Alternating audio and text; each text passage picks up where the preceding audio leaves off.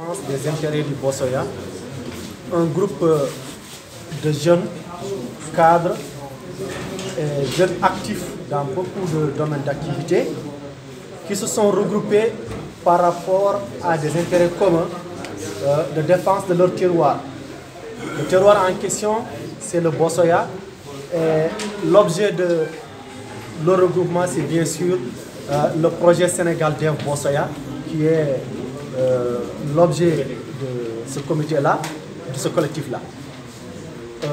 On peut revenir un peu sur le contexte de ce projet. Ce projet, nous l'avons appris avec tout le monde par voie de presse télévisée. Nous l'avons appris aussi sur les réseaux sociaux le 9 décembre 2019 lors de la signature de la convention entre le GIC de Bossoya et les entreprises italiennes et américaines. Italienne, c'est OWAC Engineering Company, et américain, le plus en vue, International Business Enterprises, qui est un groupe, une corporation. Ils ont signé une convention d'une valeur financière de 1,2 milliard de dollars, de 700 milliards de francs CFA.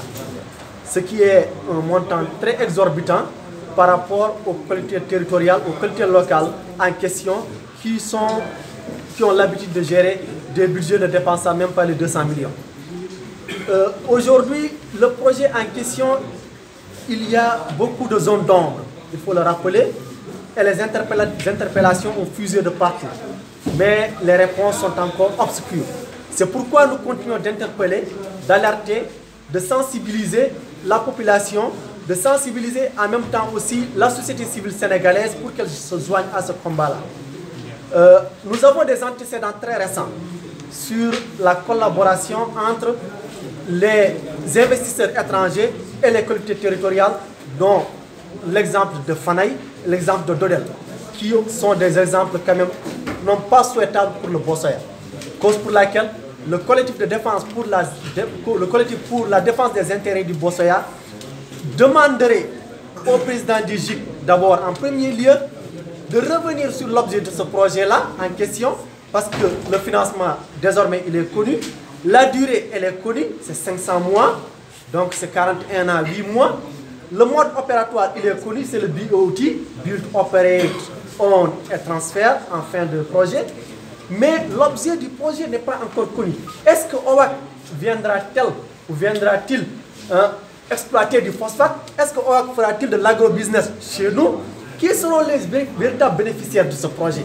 Là, ça reste inconnu de toute la population sénégalaise et foutancaise en particulier.